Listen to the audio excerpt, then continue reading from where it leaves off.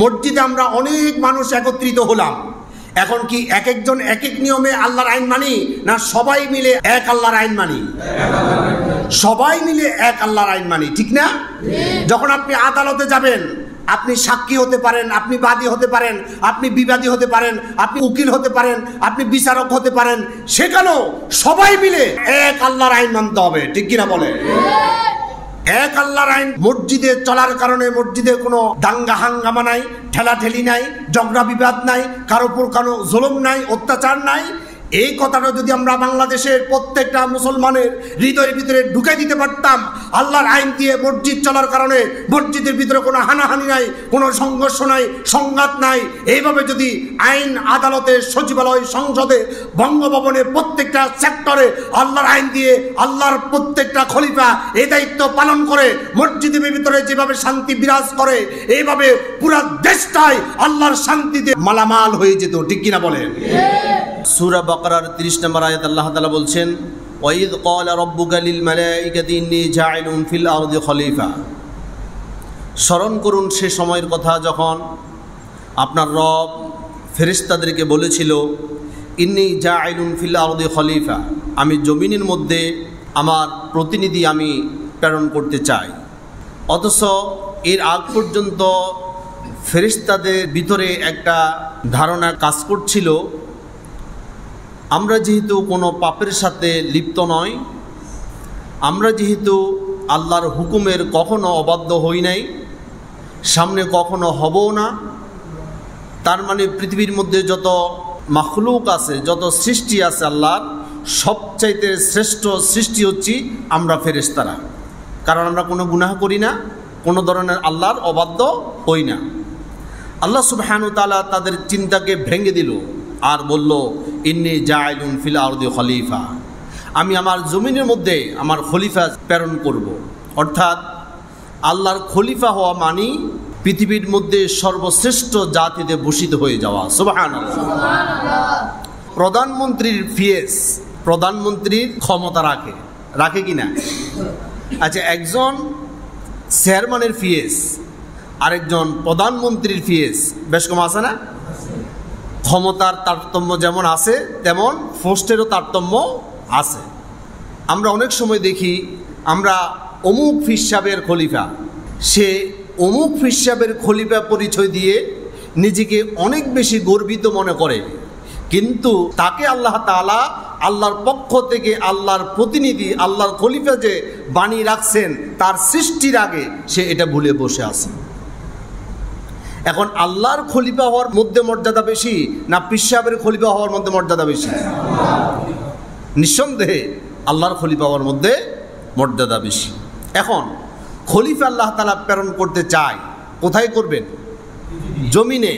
সূরা বাকারার 30 নম্বর আয়াতে দেখলাম আল্লাহ তাআলা বলল, ইন্নী জাইলুন ফিল আরদি খলিফা। ফিল আরদি, আরদের অর্থ কি? জমিন। খলিফা, খলিফা অর্থ প্রতিনিধি, অর্থাৎ জমিনে আমি খলিফা প্রেরণ করব। আল্লাহ সুবহানাহু ওয়া তাআলা হযরত আদম আলাইহিস সালাতু ওয়াস সালামকে সৃষ্টি করলেন। সকল জ্ঞান বিজ্ঞান হযরত আদম আলাইহিস সালাতু ওয়াস সালামকে শিক্ষা দিয়ে হযরত আদম আলাইহিস সালাতু ওয়াস সালামের সামনে ফেরেশতাদেরকে প্রশ্ন করল, তোমরা এই বিষয়গুলো আমাকে জানিয়ে দাও। তারা বলল, আমরা জানি না। লা ইলমা লানা ইল্লা মা আল্লামতানা, আয় বারাতালা, আমরা তো এই সম্পর্কে কোনো ধারণাই রাখি না। হযরত আদম আলাইহিস সালাতু ওয়াস সালামকে আল্লাহ রাব্বুল আলামিন সকল জ্ঞান বিজ্ঞান যখন শিখিয়ে দিলেন, ফেরেশতাদের সামনে তিনি তা প্রকাশ করে দিলেন। আল্লাহ সুবহানাহু ওয়া তাআলা তাদের মধ্যে হযরত আদম আলাইহিস সালাতু ওয়াস সালামের শ্রেষ্ঠত্ব তিনি তুলে ধরলেন।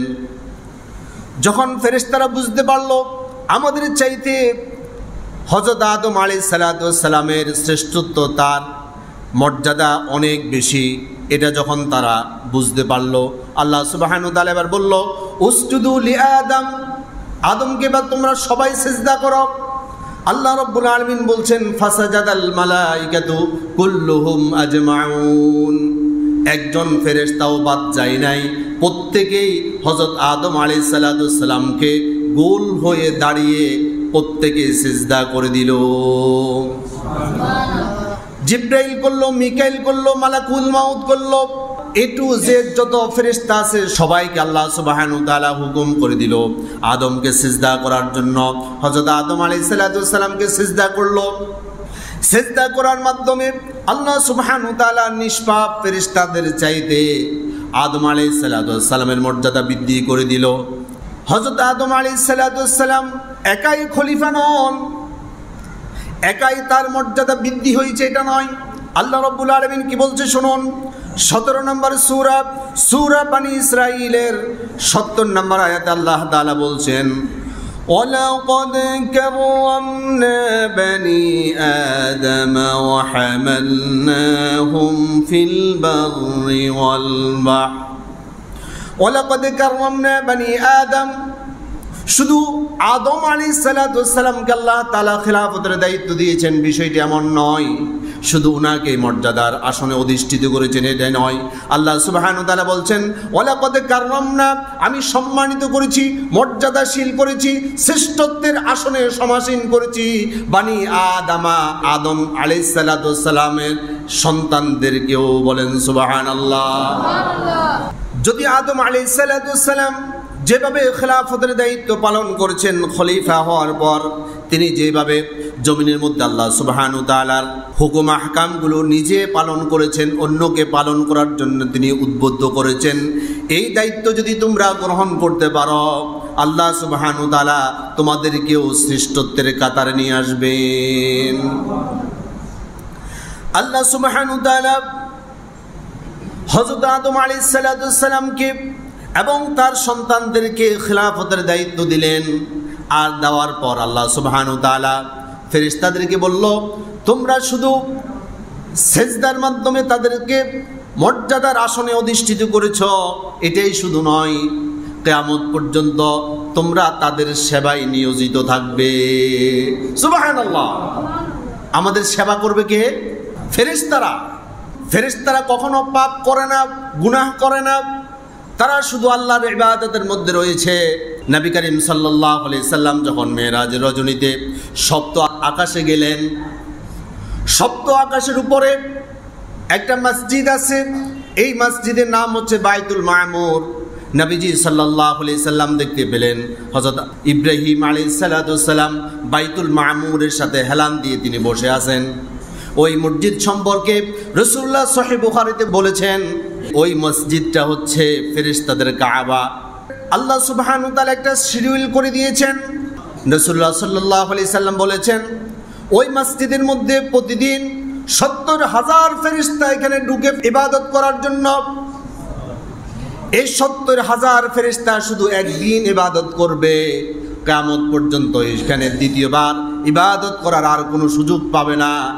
আল্লাহ সুবহানাহু ওয়া তাআলা এইভাবে কোটি কোটি ফেরেশতা সৃষ্টি করেছেন, তার মানে তারা ইবাদত করে। ফেরেশতারা কি করে? ইবাদত করে, কিন্তু তারা আল্লাহর খলিফা নয়। ভালো করে লক্ষ্য করুন, ফেরেশতারা কোনো গুনাহ করে না, অথচ আল্লাহর ইবাদতের মধ্যে তারা মাশগুল রয়েছে। কিয়ামত পর্যন্ত আল্লাহ যাকে যে দায়িত্ব দিয়েছে সে দায়িত্বের মধ্যে সে রত থাকবে, কখনো কোনোভাবে হেরফের করবে না। কিন্তু ওই নিষ্পাপ ফেরেশতারাও আল্লাহর খলিফা হতে পারল না। তার মানে কি?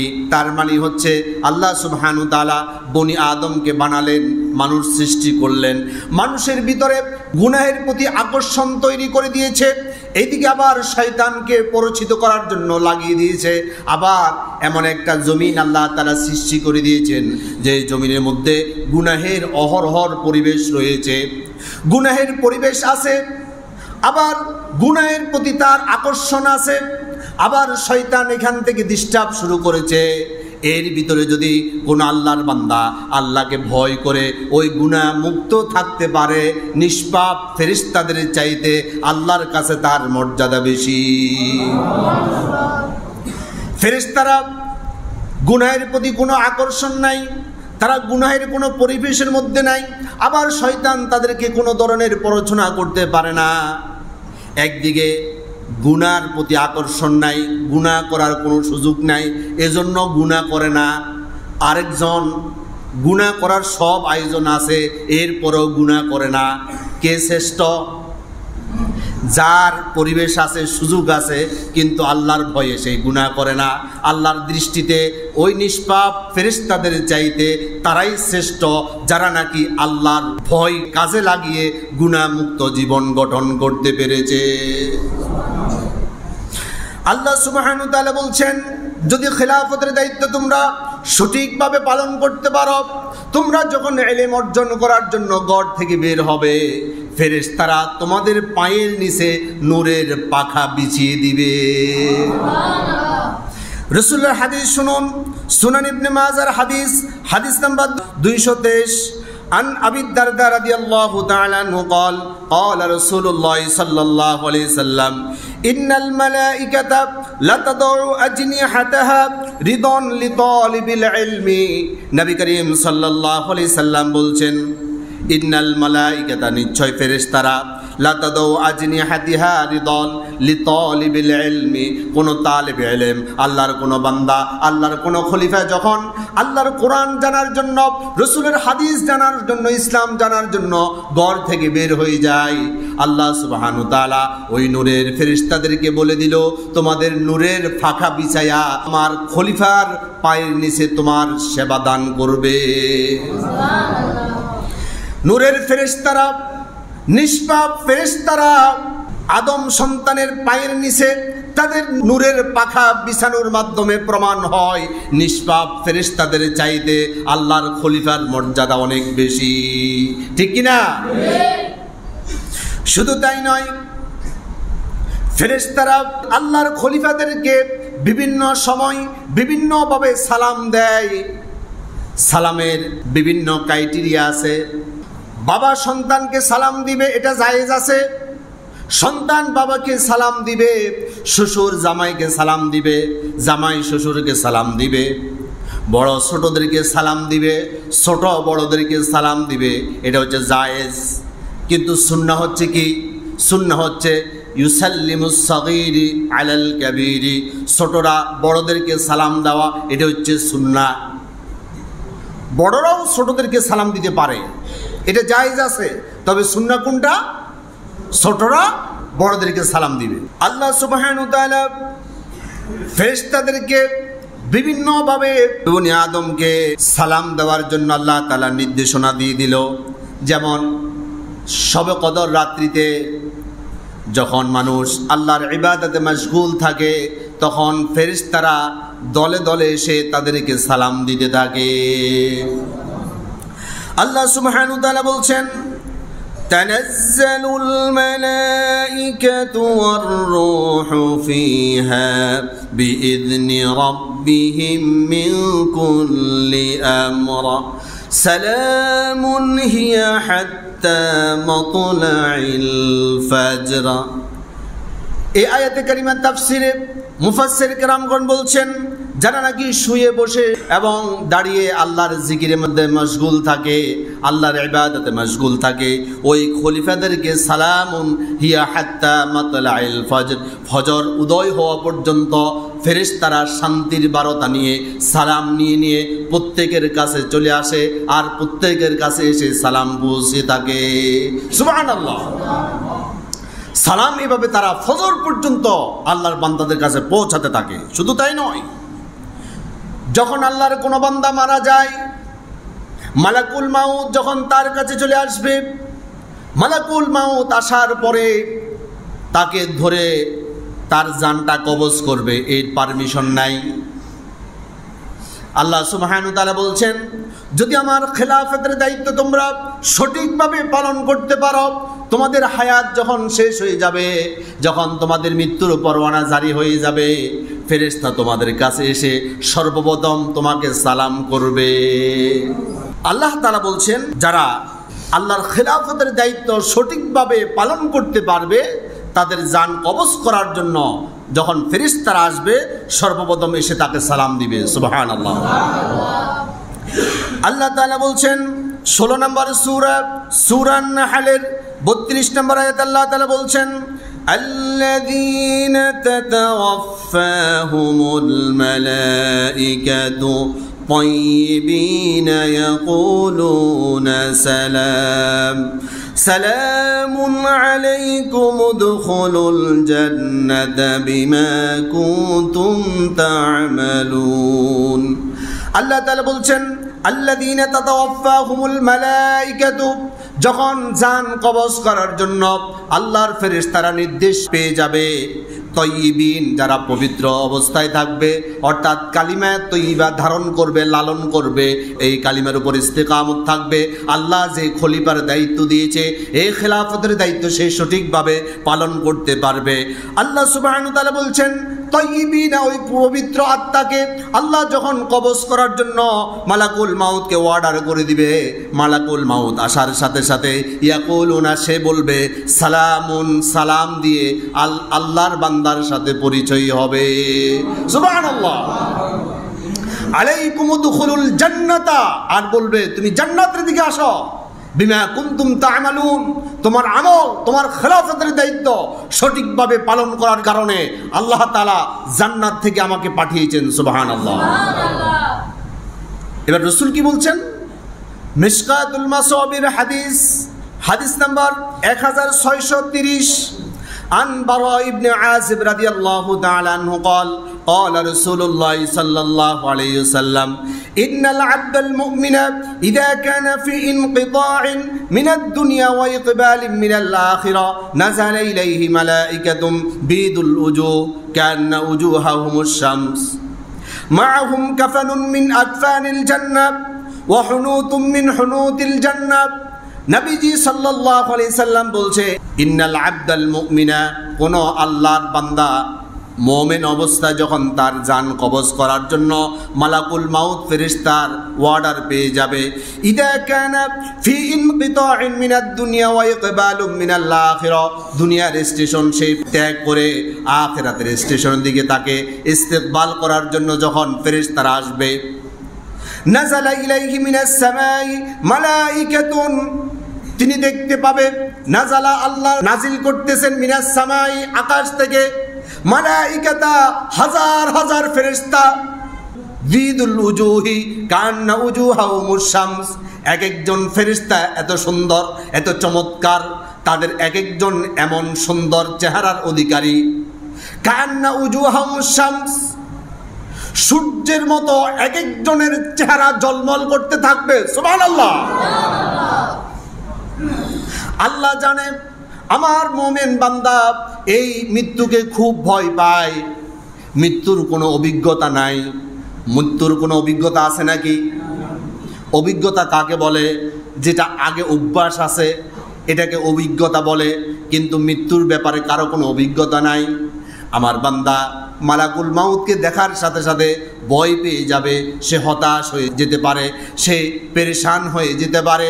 এই জন্য আল্লাহ সুবহানাহু ওয়া তাআলা আকাশ থেকে নূরের ফেরেশতাদেরকে নাজিল করবে, শুধু এক দুইজন নয়। রাসূলুল্লাহ বলছেন, মাদ্দাল বাসরি, তার চোখের দৃষ্টি যত দূর পর্যন্ত অতিক্রম করবে তত দূর পর্যন্ত ফেরেশতারা তাকে আখিরাতের দিকে নেওয়ার জন্য, ইস্তেকবাল করার জন্য, স্বাগত জানার জন্য লাইন ধরে দাঁড়িয়ে যাবে।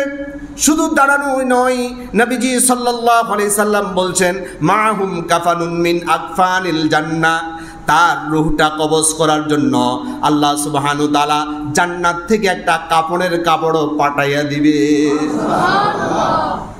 শুধু কাপড়ের কাপড় পাঠাবে না, রাসূলুল্লাহ বলছেন, ওয়া হুনুতুম মিন হুনুতিল জান্নাত, আল্লাহ সুবহানাহু ওয়া তাআলা জান্নাত থেকে সুগন্ধময় কিছু আতর দিয়ে দিবেন। কোন বান্দা যখন আল্লাহর জান্নাত উপযোগী হয়ে যায়, খেলাফতের দায়িত্ব সঠিকভাবে সে যদি পালন করতে পারে, তার জান কবজ করার জন্য ফেরেশতারা জান্নাত থেকে সুগন্ধি নিয়ে আসবে, জান্নাত থেকে রূহটা নেওয়ার জন্য একটা কাফনের কাপড় নিয়ে আসবে। মুহাদ্দিসে কেরামগণ বলেছেন, একেবারে নরম রেশমি কাপড়। মৃত্যুর আগে জান্নাতের সুগন্ধি পাই। এটার আরেকটা ঘটনা শুনুন। উহুদ যুদ্ধের দিন খালিদ বিন ওয়ালিদ রাদিয়াল্লাহু তাআলা আনহু, তিনি কাফেরদের পক্ষ হয়ে ইসলামের বিরুদ্ধে গিয়ে, তখনও তিনি ইসলাম কবুল করেন নাই, অমুসলিম ছিলেন। খালিদ বিন ওয়ালিদ তার নেতৃত্বে মুসলমানদের উপর পাল্টা আক্রমণ করল, মুসলমানদের সেনাবাহিনীকে বিপর্যস্ত করে দিল।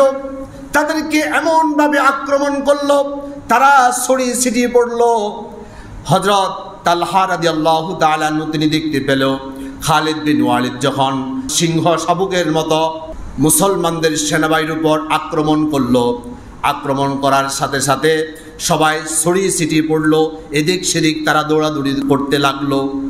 হযরত তালহা রাদিয়াল্লাহু তাআলা আনহু লক্ষ্য করে দেখলো রাসূলুল্লাহ একা হয়ে গেল।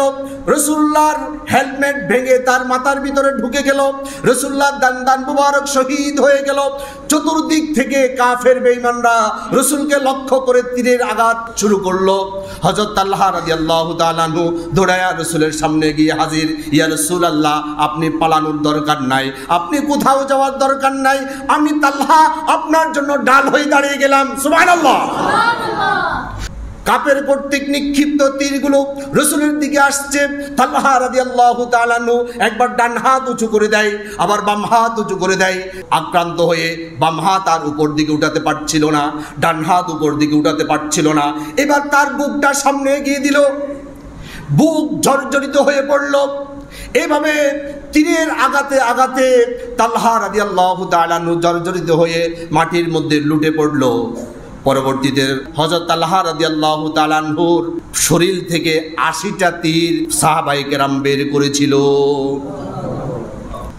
দূর থেকে রাসূলুল্লাহর আরেকজন সাহাবী হযরত আনাস বিন নাদার রাদিয়াল্লাহু তাআলা আনহু তিনি লক্ষ্য করে দেখলো তালহা রাদিয়াল্লাহু তাআলা আনহু রাসূলের ঢাল হিসাবে তীরগুলো তার বুকের মধ্যে, পিঠের মধ্যে, হাতের মধ্যে নিচ্ছিল। কিন্তু তালহা রাদিয়াল্লাহু তাআলা আনহু আর দাঁড়িয়ে থাকতে পারলো না। তীরের আঘাতে আঘাতে জর্জরিত হয়ে তিনি মাটিতে লুটিয়ে পড়লো। রাসূলুল্লাহ আবার একা হয়ে গেল।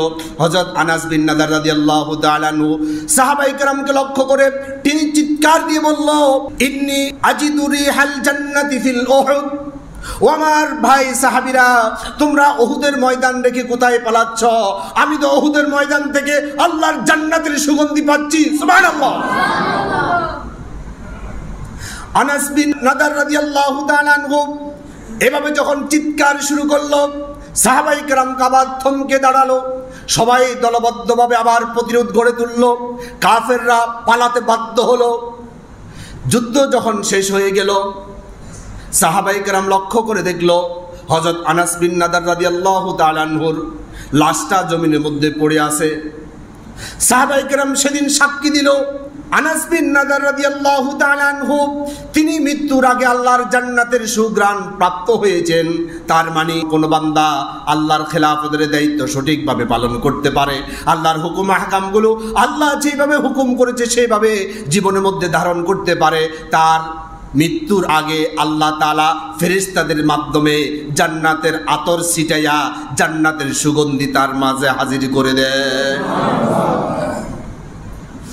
নবী করিম সাল্লাল্লাহু আলাইহি সাল্লাম বলছেন, খেলাফতের দায়িত্ব যারা সঠিকভাবে পালন করবে তাদের জান কবজ করার জন্য মালাকুল মাউত যখন আসবে, আসার সাথে সাথে সর্বপ্রথম তাকে সালাম দিয়ে তাকে গ্যারান্টি দিয়ে দিবে, তোমার ভয় পাওয়ার কোনো দরকার নাই, আমি তোমাকে জান্নাতে নেওয়ার জন্য এসেছি। আল্লাহ সুবহানাহু ওয়া তাআলা বলছেন, আমার প্রত্যেকটা খলিফার জন্য আমি ফেরেশতা নিয়োজিত করে দিয়েছি, তাদের সামনে থেকে তাদের পিছন থেকে এই ফেরেশতারা তাদেরকে হেফাজতের দায়িত্ব দিয়েছি। সুবহানাল্লাহ। আল্লাহ কোরআন বলছেন 13 নম্বর সূরা সূরা রা'দের 11 নম্বর আয়াত আল্লাহ তাআলা বলছেন, লাহু মুআক্কিবাতুম মিন বাইনি ইয়াদাইহি ওয়া মিন খালফিহি ইয়াহফাজুনাহু মিন আমরিল্লাহ। লাহু মুআক্কিবাতুম মিন বাইনি ইয়াদাইহি ওয়া মিন খালফিহি, প্রত্যেকটা আল্লাহর খলিফার জন্য আমি প্রহরী নিযুক্ত করেছি। এই প্রহরীরা হচ্ছে ফেরেশতারা। ফেরেশতারা সামনে থেকে পিছন থেকে ইয়াহফাজুনাহু হেফাজত করবে মিন আমরিল্লাহ, আল্লাহর নির্দেশ ক্রমে। অর্থাৎ আল্লাহর কোন বান্দা খলিফার দায়িত্ব পাওয়ার পর থেকে খেলাফতের দায়িত্ব সঠিকভাবে পালন করবে, আল্লাহ তাআলা ওই বান্দাকে সেভ করার জন্য হাজার হাজার ফেরেশতা তার সামনে এবং পিছন থেকে হেফাজতের দায়িত্ব দিয়ে দিয়েছেন। বান্দা যখন খেলাফতের দায়িত্ব সঠিকভাবে পালন করতে পারবে তখন তাকে আল্লাহ তাআলা জান্নাত যখন দিবে, জান্নাতের গেটে পৌঁছার সাথে সাথে জান্নাতের দরজা খুলে যাবে, আর জান্নাতের দরজায় প্রহরীরা ওই আল্লাহর জান্নাতি বান্দাকে সালাম দিতে থাকবে। আল্লাহ তাআলা কি বলছে শুনুন, 39 নম্বরের সূরা জুমার 73 নম্বর আয়াত আল্লাহ তাআলা বলছেন, ওয়াসিকাল্লাযীনা ইত্তাকাউ রাব্বাহুম ইলাল জান্নাতি যুমারা। ওয়াসিকাল্লাযীনা ইত্তাকাউ, যারা তাকওয়া এবং পরহেজগারির উপর নিজেদেরকে ইস্তেকামত করে রাখতে পারবে, তাদের রবের পক্ষ থেকে তাদের জন্য জান্নাত যখন দিবে, দলে দলে তাদেরকে যখন জান্নাতের দিকে নিয়ে যাওয়া হবে, হাত্তা ইযা জাউহা, যখন তারা জান্নাতের সামনে এসে দাঁড়াবে, ওয়াফুতিহাত আবওয়াবুহা, তাদের জন্য জান্নাতের দরজা খুলে দিবে, ওয়াকালা লাহুম খাজানাতুহা, ওই জান্নাতের প্রহরীরা তাদেরকে সালামুন আলাইকুম তিবতুম ফাদখুলুহা খালিদিন, জান্নাতি ফেরেশতারা তাদেরকে শুধু সালাম দিতেই থাকবে। সুবহানাল্লাহ। তাহলে খলিফাদের মর্যাদা বেশি না কম? আমরা খলিফা হওয়ার জন্য আন্তরিকতা আছে তো ইনশাআল্লাহ? আল্লাহর খলিফাদের মর্যাদা এত বেশি, তাদেরকে বিভিন্নভাবে বিভিন্ন সময় এভাবে সালাম দিতে হয়। হযরত মূসা আলাইহিস সালাতু ওয়াস সালামের কাছে মালাকুল মাউত আসলো। তিনি আসা মাত্র পরিচয় দিল, আমি তো আপনার জান কবজ করার জন্য এসেছি। সাথে সাথে মূসা আলাইহিস সালাতু ওয়াস সালাম একটা শট বসাই দিল, একটা থাপ্পড় মালাকুল মাউতকে দিয়ে দিল। থাপ্পড় দেয় তো মুখে, যাই পড়ছে চোখে, চোখ সাথে সাথে নষ্ট হয়ে গেছে। সহিহ বুখারীর হাদিস নাম্বার 3407, আন আবি হুরায়রা রাদিয়াল্লাহু তাআলা আনহু قال قال رسول الله صلى الله عليه وسلم ارسل ملك الموت الى موسى عليه السلام। মূসা আলাইহিস সালাতু ওয়াস সালামের নিকট মালাকুল মাউতকে আল্লাহ তাআলা প্রেরণ করলেন, পাঠালেন। ফালাম্মা জাআহু সাক্কাহু, যখন মালাকুল মাউত মূসা আলাইহিস সালাতু ওয়াস সালামের কাছে আসলো, সাথে সাথে একটা থাপ্পড় মারি দিল। থাপ্পড়ের সাথে সাথে মুহাদ্দিসে কেরামগণ বলছেন তার ডান চোখটা কানা হয়ে গেল। ফারাজা ইলা রাব্বিহি, থাপ্পড় খাইয়া 1 সেকেন্ড আর দাঁড়ায় নাই, সেই আল্লাহর দিকে দৌড় দিল। ফারাজা ইলা রাব্বিহি, আল্লাহর দিকে দৌড় দিল। ফাকালা, সে আল্লাহকে বলল, আরসালতানি ইলা আবদিন লা ইউরিদুল মাউতা, আইবার তাআলা আপনি এমন কোন বান্দার কাছে আমাকে পাঠাইছেন, লা ইউরিদুল মাউতা, সে তো মরতে চায় না। আমি আমার পরিচয় দেওয়ার সাথে সাথে আমাকে থাপ্পড় বসাই দিছে। এবার আল্লাহ তাআলা তাকে বলছেন, ক্বাল আরজি ইলাইহি, তুমি আবার যাও, তুমি ভুল বুঝেছ। আমার মূসা খেলাফতের দায়িত্ব সঠিকভাবে পালন করেছে, সে তো মৃত্যুকে ভয় পাওয়ার কথা নয়। তার কাছে আবার যাও। ফাকুল্লাহু ইয়াদউ ইয়াদাহু বিকুল্লি শারাতিন হাসানাতিন, তার সামনে একটা গরু আছে, ওই গরুর পিঠের মধ্যে তার হাতটা একটু বুলাতে বলো। ওই হাতের স্পর্শের মধ্যে যত পশম পড়বে, প্রত্যেকটা পশমের বিনিময় তার 1 বছর করে হায়াত আমি বাড়াই দিব। সুবহানাল্লাহ।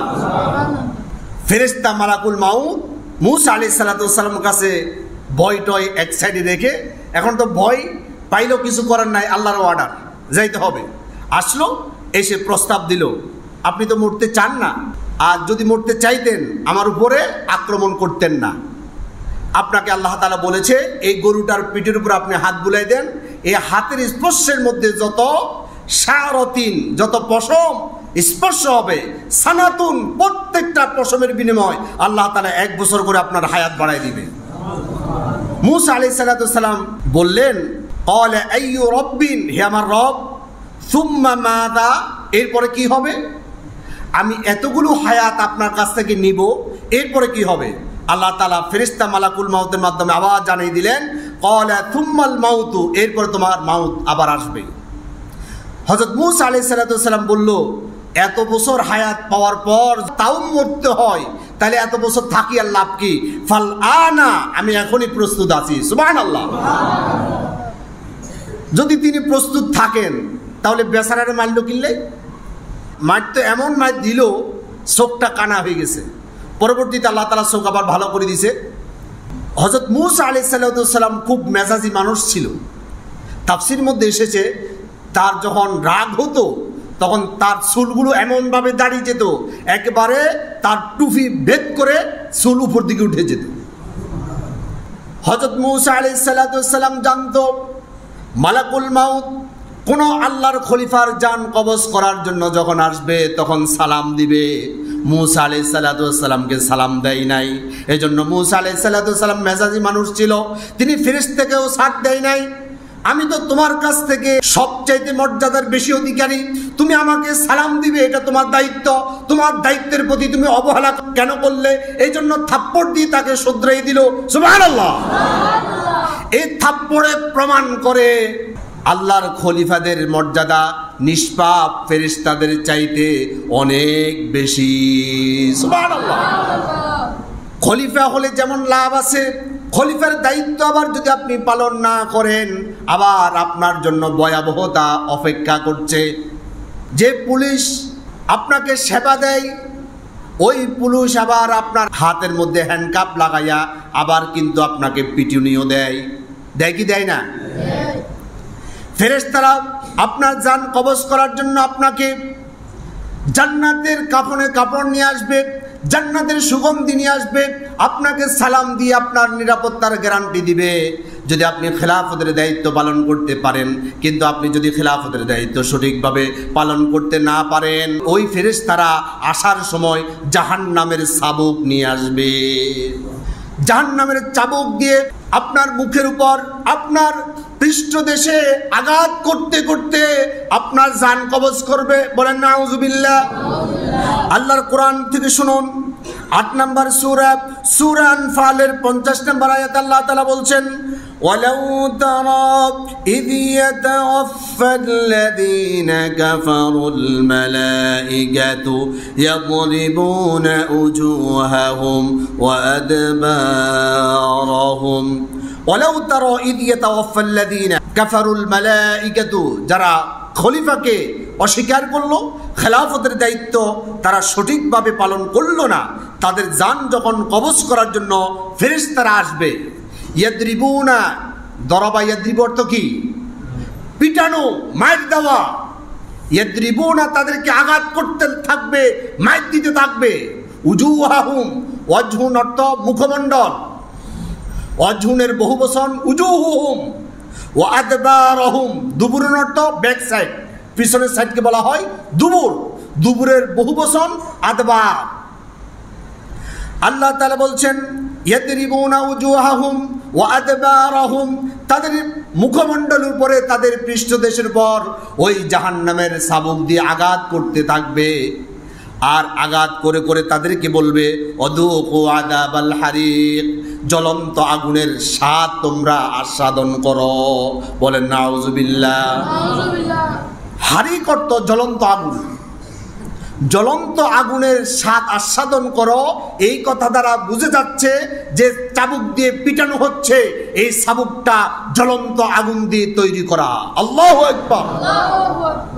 আপনি মনে মনে চিন্তা করছেন কত বেনামাজি, কত সুদখোর, কত ঘুষখোর আমার সামনে মারা গেল, কই একটা বাড়ি তো তার গায়ের মধ্যে দেখলাম না। এটা হচ্ছে অদৃশ্য এক পিটনি। আপনি দেখবেন আপনি মোবাইলে ফেসবুক চালাচ্ছেন, পাশ থেকে আপনার স্ত্রী অথবা আপনার সন্তান হঠাৎ ঘুম থেকে জেগে আপনাকে জড়িয়ে ধরলো আর বলল আমাকে বাঁচাও বাঁচাও। অর্থাৎ আপনি তার থেকে জানতে চাইলেন কি হলো, সে বলল আমাকে বাঘে দৌড়াচ্ছে। বাঘের দৌড়ানো খাই আমি পাহাড়ের উপরে আশ্রয় নিলাম, সেখানেও দেখলাম বাঘ আমার পিছু নিয়েছে। আমি ওই পাহাড় থেকে লাফ দিলাম, লাফের সাথে সাথে আমার ঘুম ভেঙে গেল। আপনি তাকে বুঝ দিলেন এটা দুঃস্বপ্ন। এটা কি? এটা একটা দুঃস্বপ্ন। তার মানে আপনি মনে করতেছেন দুঃস্বপ্ন, কিন্তু যে দেখছে তার ভিতরে কিন্তু খবর হয়ে গেছে, ঠিক না? আচ্ছা, আপনি তো লাইট জ্বালাইয়া ফেসবুক চালাচ্ছেন, আপনার পাশে আপনার পরিবারের সদস্যকে বাঘে দৌড়াচ্ছে, আপনি দেখেন নাই, কিন্তু যাকে দৌড়াচ্ছে সে দেখছে কিনা? সে যে লাফ দিছে আপনি দেখেন নাই, সে কিন্তু লাফ দিয়ে ঠ্যাং ভেঙে ফেলছে। এই যে স্বপ্নের ভিতরে তার শাস্তি চলছে, আপনি পাশে থাকা অবস্থায় আপনি দেখছেন না। এর চাইতে উত্তম পদ্ধতিতে আল্লাহ শাস্তি দিতে পারে কি পারে না? সুতরাং আপনার সামনে অসংখ্য আল্লাহর অবাধ্য গোলামরা এভাবে শাস্তি নিয়ে মৃত্যুবরণ করছে, কিন্তু আল্লাহ পৃথিবীর মানুষকে এটা টের পাইতে দেয় না।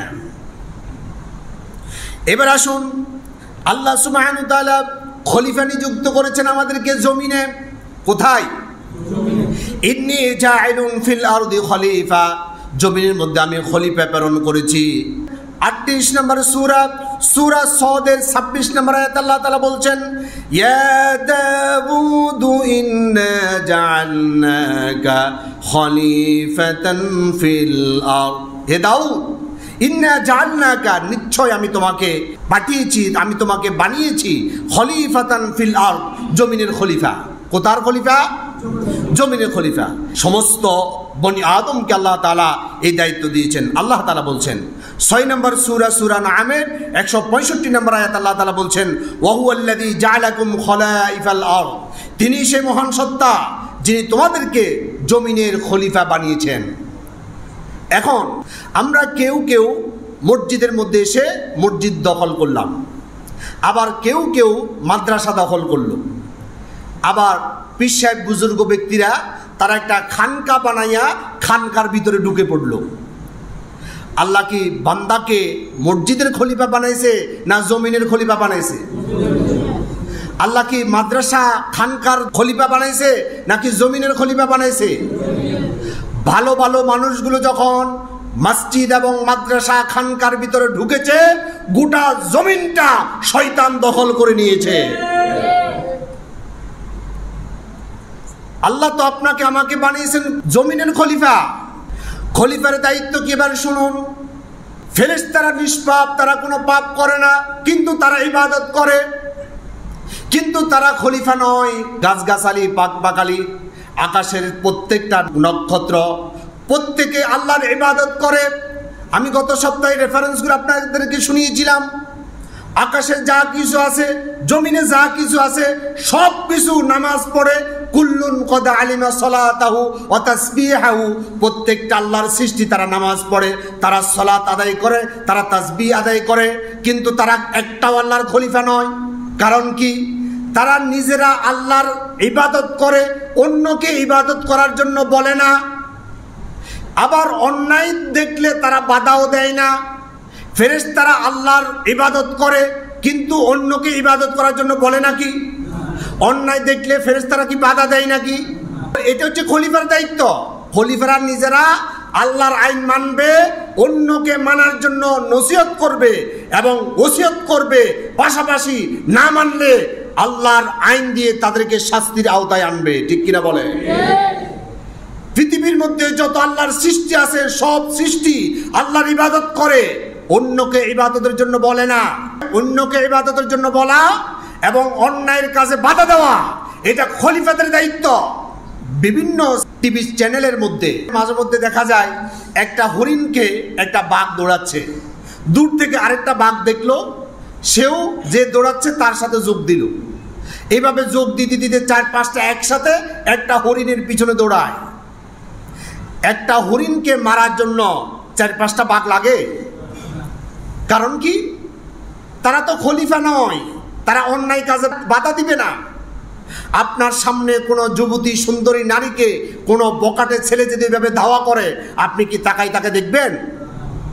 আপনি তাকে বাধা দিবেন। এটা হচ্ছে খলিফার দায়িত্ব। এত কথা বলার পরেও মোবাইল বন্ধ হয় না। আপনি যখন মসজিদে ঢুকেন, অজু ছাড়া কখনো ঢুকছেন? অজু করা এটা আপনি বাধ্যতামূলক জানেন। আপনি মসজিদে প্রবেশ করার সময় যেভাবে অজু ছাড়া ঢুকেন না, মসজিদে ঢুকার সময় মোবাইল বন্ধ না করে ঢুকবেন না। এটা বাধ্যতামূলক করে নেবেন। মানুষরূপী কিছু শয়তান আছে। আচ্ছা, শয়তানের কাম কি? ইবাদতে বিঘ্ন ঘটানো, ঠিক না? শয়তানের কাম কি? ইবাদতে বিঘ্নতা সৃষ্টি করা। যে মোবাইল বন্ধ করে না, সে তো ইবাদতে বিঘ্নতা সৃষ্টি করছে। তার অবহেলার কারণে নামাজের বিঘ্নতা সৃষ্টি হচ্ছে, মানুষের মনোযোগের মধ্যে বিঘ্নতা সৃষ্টি হচ্ছে। এটা কি শয়তান বলা যায় না এটাকে? আর কিভাবে বললে শুধরাবেন বলেন? বলতে চাচ্ছিলাম, পশুগুলো অন্যায় দেখে নিজেকে অন্যায়ের মধ্যে সামিল করে, অন্যায় কাজে বাধা দেয় না। এখন আপনিও যদি অন্যায় কাজে বাধা না দেন, আপনিও খলিফা হতে পারলেন না, আপনি আর পশুর মধ্যে কোনো পার্থক্য থাকলো না। ঠিক কিনা বলেন? খলিফার প্রধান এবং প্রথম দায়িত্ব হচ্ছে অন্যায়ের বাধা দেওয়া আর ন্যায়ের আদেশ দেওয়া। আল্লাহ তাআলা বলছেন 3 নম্বর সূরা আল ইমরানের 110 নম্বর আয়াতে আল্লাহ তাআলা বলছেন, কুনতুম খায়রা উম্মাতিন, আমি খায়রা উম্মত, শ্রেষ্ঠ উম্মত, সর্বশ্রেষ্ঠ মর্যাদা আসনে তোমাদেরকে আমি অধিষ্ঠিত করেছি। উখরিজাত লিন্নাস, মানুষের কল্যাণে আমি তোমাদেরকে পাঠিয়েছি। মানুষের কল্যাণ কোথায় আছে? এবার আল্লাহ তাআলা ওই আয়াতের মধ্যেই বলছে, তা'মুরুনা বিল মারুফ, সৎ কাজের আদেশ দাও, ওয়া তানহাউনা আনিল মুনকার, এবং অসৎ কাজের বাধা দাও।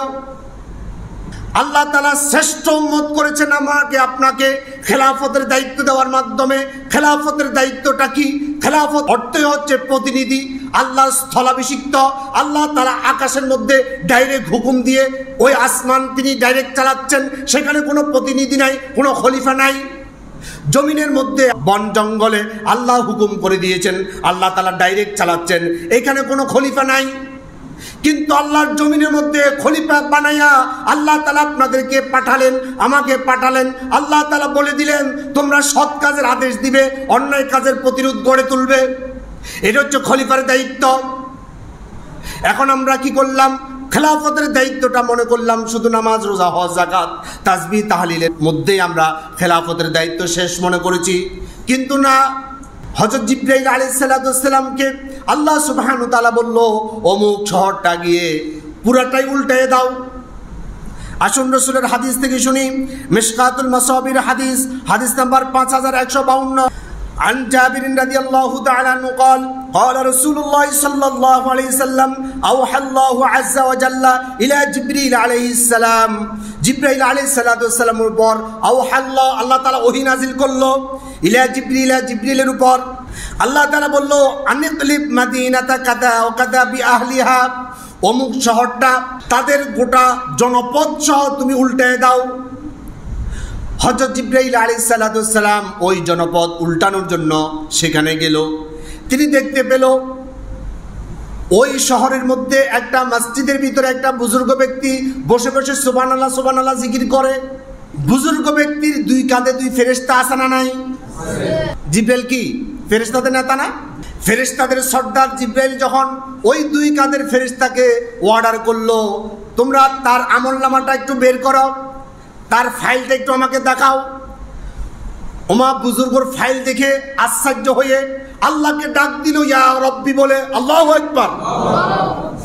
হযরত জিবরাইল আলাইহিস সালাম ওই বুজুর্গ ব্যক্তির ফাইলটা দেখলো, আল্লাহকে বলল, ইয়া রব্বি ইন্না ফীহি মা'আবদাকা ফুলানান লাম ইয়াসিকা তরফাতা আইনিন, হে আমার রব, আপনি যে জনপদকে উল্টাতে বলেছেন ওই জনপদের মধ্যে আপনার এমন একজন বান্দা আমি পেয়েছি, তরফাতা আইনিন, চোখের পলক পড়তে যতটুকু সময় লাগে এতটুকু সময়ের জন্য সে কোনোদিন একটা গুনাহ করে নাই। আল্লাহু আকবার। এমন বান্দা থাকতে আপনি এই শহরটা আমাকে উল্টাইতে বলেছেন, আমি যদি পুরা শহরটা উল্টাই দিই, আপনার এই খালেস বান্দা, এই বুজুর্গ বান্দাটাও তো ধ্বংস হয়ে যাবে। আইবারে তাআলা আপনি বলেন আমাকে, আমার 600 ডানা আছে, একটা ডানার উপরে তাকে বসাইয়া আর বাকি পুরাটা উল্টাইয়া দিই। আল্লাহ তাআলা কি বললো শুনুন। আল্লাহ তাআলা বলছেন, ফাকালা আকলিবহা আলাইহি, ওই জমিনটা আগে ওই বুজুর্গ মাথার উপরে ফেলা। আল্লাহ তাআলা কি বলছেন? আকলিবহা আলাইহি, ওই বুজুর্গ মাথার উপর ভাঙি দে।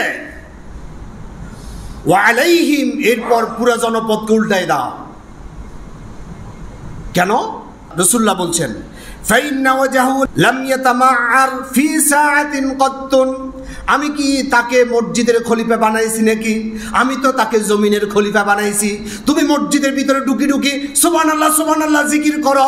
এই জিকির তো আমি ফেরেশতাদেরকেও দিয়েছি, খেলাফতের দায়িত্ব দিই নাই। তোমাকে তো এই খেলাফতের দায়িত্ব দিয়েছি, তোমাকে তো শুধু জিকিরের জন্য পাঠাই নাই। জিকিরও করতে হবে, নামাজও পড়তে হবে, পর্দাও করতে হবে, প্রত্যেকটা আল্লাহর হুকুম আহকামগুলো মানতে হবে। তবে তোমার খলিফার দায়িত্ব হচ্ছে তুমি নেক কাজের আদেশ দিবে এবং অন্যায় কাজের প্রতি প্রতিবাদ করবে, এই জন্য তোমাকে পাঠাইছি।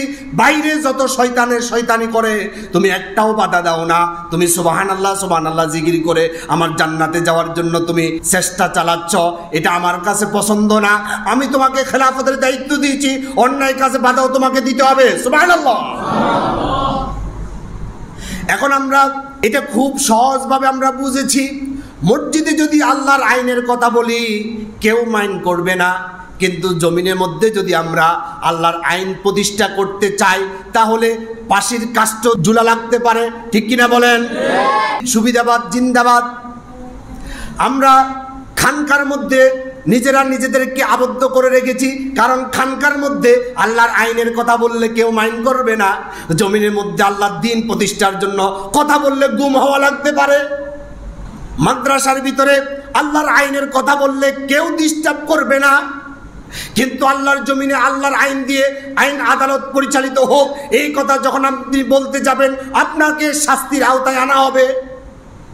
আল্লাহর আইন দিয়ে মসজিদ চলছে, মসজিদের মধ্যে শান্তি আসে না নাই? মসজিদ আমাদের লাগবেই। আল্লাহ তাআলা জমিনের মধ্যে আপনাকে প্রেরণ করেছে খলিফা হিসেবে, জমিনের মধ্যে মসজিদ আসে না নাই? জমিনের ভিতরে মসজিদ আসে না নাই? মাদ্রাসা আসে না নাই? খানকা আসে না নাই? মসজিদে খানকায় মাদ্রাসায় যেমন আল্লাহর আইন দিয়ে পরিচালিত হচ্ছে। যখন আজান হবে আপনাকে মসজিদে যেতে হবে, একা একা না দলবদ্ধভাবে নামাজে যেতে হবে। রাসূলুল্লাহ বলেছেন বাড়িঘরের মায়ায় যারা আল্লাহর ঘরে যেতে চায় না, জামাতে যেতে চায় না, আমার ইচ্ছা হয় তাদের বাড়িঘর সুদ্ধা সবগুলো আগুন দিয়ে জ্বালিয়ে দিই। আজান হয়ে যাওয়ার পর প্রত্যেককে মসজিদে চলে যেতে হবে। ফাইদা কুদিয়াতিস সালাতু ফান্তাশিরু ফিল আরদ, নামাজ শেষ হওয়ার পর ওই জমিনের খলিফারা জমিন আবার ছড়িয়ে পড়ো। সুবহানাল্লাহ। এবার আপনি দেখুন মসজিদে আমরা সবাই একসাথে প্রবেশ করলাম, সবাই আল্লাহর আইন দিয়ে আমরা নামাজ পড়ি না? এক একজন এক এক নিয়মে পড়ে? প্রত্যেকে এক নিয়মে পড়ে কিনা? মসজিদে আমরা অনেক মানুষ একত্রিত হলাম, এখন কি এক একজন এক এক নিয়মে আল্লাহর আইন মানি না সবাই মিলে এক আল্লাহর আইন মানি? সবাই মিলে এক আল্লাহর আইন মানি, ঠিক না? যখন আপনি আদালতে যাবেন আপনি সাক্ষী হতে পারেন, আপনি বাদী হতে পারেন, আপনি বিবাদী হতে পারেন, আপনি উকিল হতে পারেন, আপনি বিচারক হতে পারেন, সেখানেও সবাই মিলে এক আল্লাহর আইন মানতে হবে, ঠিক কিনা বলে? এক আল্লাহর আইন মসজিদে চলার কারণে মসজিদে কোনো দাঙ্গা হাঙ্গামা নাই, ঠেলাঠেলি নাই, ঝগড়া বিবাদ নাই, কারো উপর কোনো জুলুম নাই, অত্যাচার নাই। এই কথাটা যদি আমরা বাংলাদেশের প্রত্যেকটা মুসলমানের হৃদয়ের ভিতরে ঢুকে দিতে পারতাম, আল্লাহর আইন দিয়ে মসজিদ চলার কারণে মসজিদের ভিতরে কোনো হানাহানি নাই, কোনো সংঘর্ষ নাই, সংঘাত নাই, এইভাবে যদি আইন আদালতে, সচিবালয়, সংসদে, বঙ্গভবনে প্রত্যেকটা সেক্টরে আল্লাহর আইন দিয়ে আল্লাহর প্রত্যেকটা খলিফা এই দায়িত্ব পালন করে মসজিদের ভিতরে যেভাবে শান্তি বিরাজ করে, এইভাবে পুরো দেশটাই আল্লাহর শান্তিতে মালামাল হয়ে যেত, ঠিক কিনা বলেন? পুরা পৃথিবী জুড়ে আল্লাহর আইন যদি চলতো তাহলে মানুষ দরজা খুলে ঘুমানোর সুযোগ পেত। হযরত ওমর রাদিয়াল্লাহু তাআলা আনহু অর্ধ পৃথিবীর প্রেসিডেন্ট, তিনি কি নিজের মন মতো দেশ চালাইছে নাকি আল্লাহর কোরআন দিয়ে দেশ চালাইছে? দেশ কোরআন দিয়ে চালানোর কারণে তিনি গাছতলায় একাকী শুয়ে আছে, একজন বডিগার্ড নাই। হযরত ওমর রাদিয়াল্লাহু তাআলা আনহু মদিনা থেকে জেরুজালেম পর্যন্ত চলে গেল, একটা গোলাম শুধু, তার সাথে কোনো ফোর্স নাই, কোনো নিরাপত্তা বাহিনী নাই, কোনো পুলিশ নাই, আর্মি বিডিআর কেউ নাই। কারণ হযরত ওমর রাদিয়াল্লাহু তাআলা আনহু তিনি জানেন আমি একাই আল্লাহকে ভয় করি না, এই দেশের প্রত্যেকটা বনি আদম আল্লাহকে ভয় করে চলে। সুতরাং যেই দেশ এবং জাতি আল্লাহকে ভয় করে চলে, আল্লাহর আইন দিয়ে নিজের জীবন, পরিবার, রাষ্ট্র পরিচালিত হয়, তারা কখনো জুলুমবাজ, অত্যাচার এবং নির্যাতনের কারী হতে পারে না, ঠিক কিনা বলে? এইভাবে যদি আমরা প্রত্যেককে বুঝাতে পারতাম তাহলে আমরা শান্তির সুবাতাস আবার আমরা উপভোগ করতে পারতাম। আসুন আমরা প্রত্যেকের অবস্থান থেকে আমরা চেষ্টা করি আল্লাহ তাআলা যে খেলাফতের দায়িত্ব দিয়েছেন এই খেলাফতের মূল দায়িত্ব আমরা গ্রহণ করে নিজেদেরকে খেলাফতের উপর অধিষ্ঠিত রেখে আল্লাহর খাঁটি গোলামে নিজেদেরকে পরিবর্তন করার আল্লাহ তাআলা আমাদেরকে তৌফিক দান করুক। আমরা বলি আমিন। হাদা মা ইনদি ওয়াল ইলমু ইনদাল্লাহ আলাইহি তাওয়াক্কালতু ইলুনি।